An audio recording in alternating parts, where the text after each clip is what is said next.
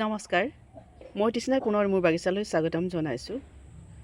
San ইমপ্ৰেশ্যনবোৰ কেনেকৈ এনেদৰে rainy ছিজনতো ফুলাই থাকিব পৰা যায় তাকে দুই এষাৰ ক'বলৈ ওলাইছোঁ। এতিয়া গৰমৰ ঋতুত ডাবল ইমপ্ৰেশ্যন হওক, ছান ইমপ্ৰেশ্যন হওক, পানী দিবলৈ পাহৰি নাযাব আৰু পানী দি ঠাণ্ডা কৰি ৰাখিব। এনেদৰে এয়া পলি হাউচত আছে, ইয়াতে গ্ৰীণ নেট নাই আৰু এটা ছাইডৰ পৰা পূৰা ৰ'দ পৰিছে, এইটো ছাইডৰ পৰা পূৰা ৰ'দ আহে। সম্পূৰ্ণ আবেলি ৰ'দটো সম্পূৰ্ণ ৰ'দ পাইছে। দুপৰীয়াৰ পৰা আবেলিলৈকে এইফালৰ পৰা এইটো ছাইডৰ পৰা পশ্চিম দিশৰ পৰা ৰ'দটো পাই আছে আৰু এইখিনি মই এই ঘৰটোৰ মাজৰ অংশতে ৰাখিছোঁ। পূৰা সম্পূৰ্ণ ৰ'দ পাইছে আৰু এয়া কেনেদৰে ৰাখিছোঁ মই তাকো আপোনালোকক দেখুৱাই দিছোঁ। আপোনালোকে যেতিয়া মই মানে নিজৰ অভিজ্ঞতাৰ ফালৰ পৰা কৈছোঁ, বহুত লোকে মানে 80% লোকেই কয় যে মৰি যায় ৰাখিব নোৱাৰোঁ। আপুনি ৰাখিব পাৰিব, চেষ্টা কৰক। দুবাৰ মানে অকণমান ইয়াৰ কিছুমান মানে পৰীক্ষামূলকভাৱে কিছুমান কাম কৰি চাব লাগে। তেতিয়াই প্ৰমাণ পাই যাব যে ইয়াক কেনেদৰে ৰাখিব পৰা যায়। আপোনালোকক মই সদায় কৈ আছোঁ, পুৱাতে পানী দিব আৰু এনেদৰে ৰাখিবলৈ পাৰিব। কিমান সুন্দৰকৈ ফুলি আছে ছান ইমপ্ৰেশ্যন, চাওকচোন, দেখিছে?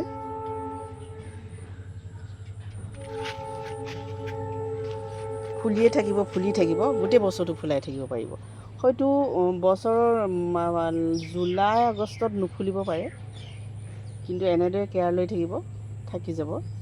মই চেষ্টা কৰিছোঁ বাৰু, কিমান দূৰ সফল হওঁ সেইটো মই আপোনালোকক নকওঁ, কিন্তু এতিয়ালৈকে বাৰু মই ৰিজাল্ট ভালে পাইছোঁ বুলি ক'ব বিচাৰিছোঁ। কিন্তু মাজে সময়ে ফাংগিচাইড দিবলৈ পাহৰি নাযাব দেই। আপুনি সপ্তাহত এদিন হ'লেও বা পাতলকৈ 2 দিন হ'লেও দিব।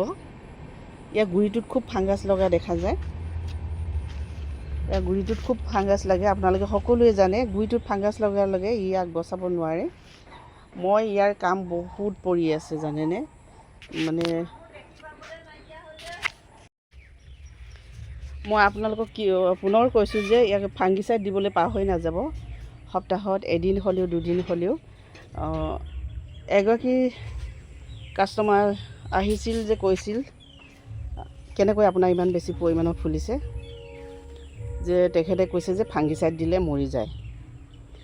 তেখেতে কৈছে ফাংগিচাইড দিছিলোঁ, মৰি থাকিলে, গুৰিতে গেলি গ'ল। ফাংগিচাইডৰ মানে য'ত ভেঁকুৰনাশক, যাক অসমীয়াত কোৱা হয় ভেঁকুৰনাশক পাউডাৰটো দিওঁতে আপোনালোকে পানীখিনিত সংমিশ্ৰণ কৰোঁতে তাৰ পৰিমাণটো সঠিক হ'ব লাগিব। প্ৰথম টাইম যদি আপুনি ব্যৱহাৰ কৰিছে, তেতিয়াহ'লে আপুনি পাতলকৈ ব্যৱহাৰ কৰি চাব, পাতলকৈ দিব, পাতলকৈ পৰিমাণটো দিব। তাৰপাছত প্ৰমাণ কৰি চাব। যিকোনো কাম প্ৰথমে সফল হোৱা নাযায়।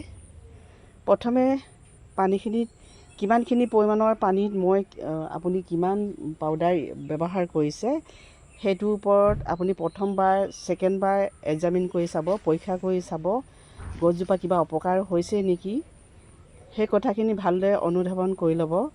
তাৰপাছতে গম পাব যে আপুনি তাৰপাছত থাৰ্ড টাইম যেতিয়া ব্যৱহাৰ কৰিব, গম পাই যাব যে পানীখিনিত কিমান সঠিক পৰিমাণৰ পাউডাৰখিনি মিশ্ৰণ কৰিছোঁ।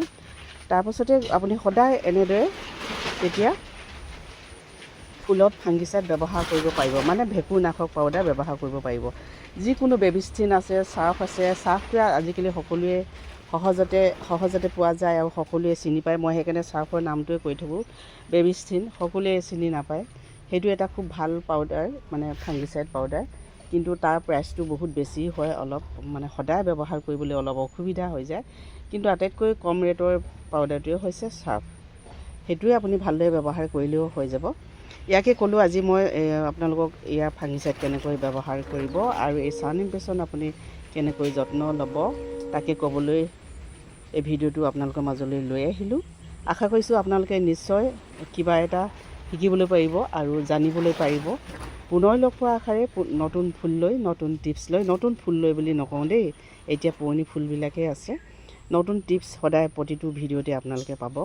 আশা কৰিছোঁ আপোনালোকে মোৰ চেনেলটো ছাবস্ক্ৰাইব কৰি থ'ব, আৰু ছাবস্ক্ৰাইব কৰি থ'লে সদায় আপোনালোকে এটা বেলেগ বেলেগ টিপছ পাই থাকিব, আৰু ফুলৰ বিষয়ে সকলোখিনি কথা জানিব। কোনটো ঋতুত কি ফুল মই লৈ আহিছোঁ আপোনালোকৰ মাজলৈ, কোনখিনি সময়ত কোনটো ফুল ৰুইছোঁ, সেইখিনি সকলোখিনি দেখি থাকিব। আৰু কেনেদৰে এজোপা ফুল আমি সদায় জীয়াই ৰাখিব পাৰোঁ তাকো দেখিবলৈ পাব। আজিলৈ আহোঁ, পুনৰ লগ পোৱা আশাৰে ধন্যবাদ।